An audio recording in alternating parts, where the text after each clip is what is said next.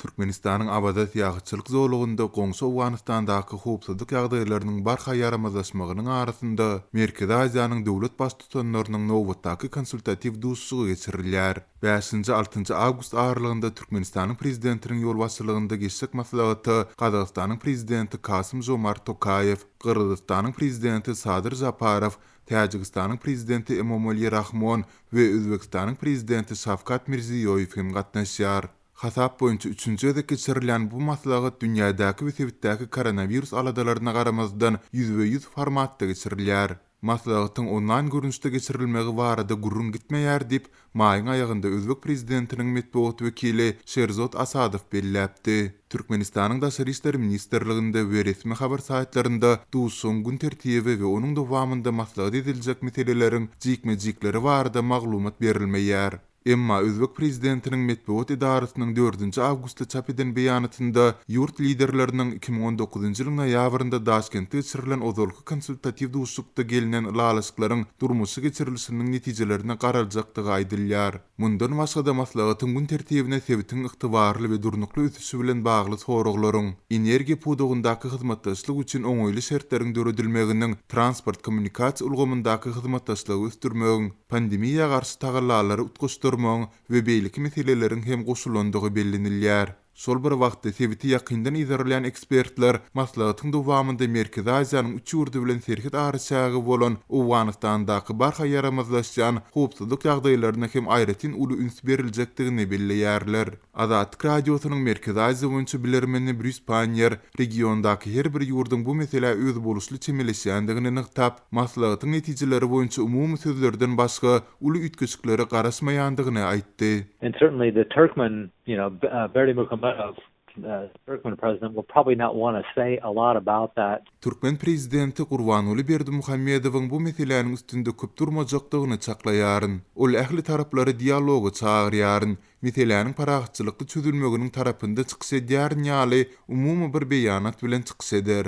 Emma regionyň beýleki döwletleri Awganistandaky ýagdaýlara düýp götür başgaça çemeleşýärler. Şol sebäpli bu meseleniň üstünde has içkin durulyp bilinýär. Aşgabat Taliban bilen günümel gepleşikler geçirýär. Özbekistan we Täjikistan bolsa Russiýa bilen birlikde Awgan serhetleriniň çağında harby türgünüşikleri geçirýär. Emma gepleşikleriň netijeleri boýunça ähli taraplary gepleşikleri çağırýar tähäňdäki juda arym beýanat ýaýradylar diýip Panyer belledi.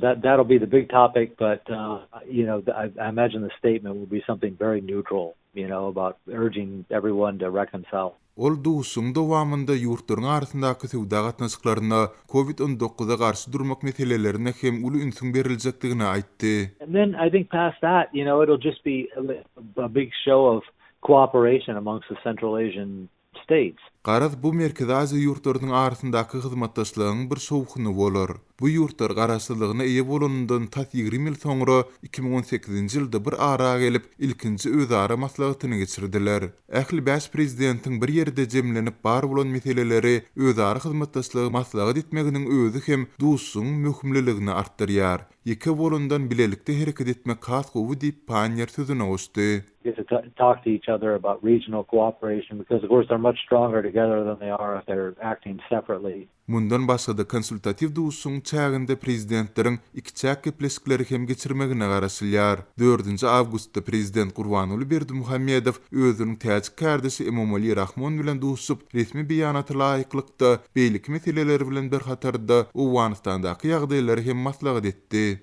Merkezi Aziýa döwletleriniň liderleriniň birinji konsultativ duşsugy 2018-nji ýylda Gazagystanyň paýtagty Nur-Sultanda, ikincisi hem 2019-njy ýylda Özbek paýtagty Daşkentde geçirilipdi. Liderleriň 3-nji duşsugyny ilk başda 2020-nji ýylyň awgustynda Kyrgyzstanyň paýtagty Bişkekde geçirmek gözüňde tutulupdy. Emma koronavirus aladalary sebäpli onuň ýeri we wagty ütküdildi. Türkmen medeniýetyne görä Abazadaky maslahatyň çağında Merkezi Aziýa ýurtlarynyň ykdysady forumy, Merkezi Aziýa ýurtlarynyň sergisi, Merkezi Aziýa ýurtlarynyň dinanlar dialogy Merkez Aziýa ýurtlarynyň konserti we nahar tergisi bilen birlikde ençeme çäranyň geçirilmegine garaşylýar. Ähli çärlerin şol içinde geçirilmegi meýilleşdirilýär. Türkmen hökümeti ýurdun çäginde geçirilen halkara çärleri özüniň halkara awraýynyň ikrarnamasy hökmünde wagt etmäge finansiýar. Ýöne insan hukuklaryny goraýjy halkara guramalar Türkmen hökümetini öz ilatyna basys etmekde, ýurt raýatlaryny esasy azatlykllardan göz çykynç mahrum etmekde ýzyderli tanqid edýärler. Galy bersede maslahatyň öňü sirasynda Türkmen häkimetleri awada ýagşylyk zorlugyny mejbur arasalamak boýunça kampaniýa çyrpdy.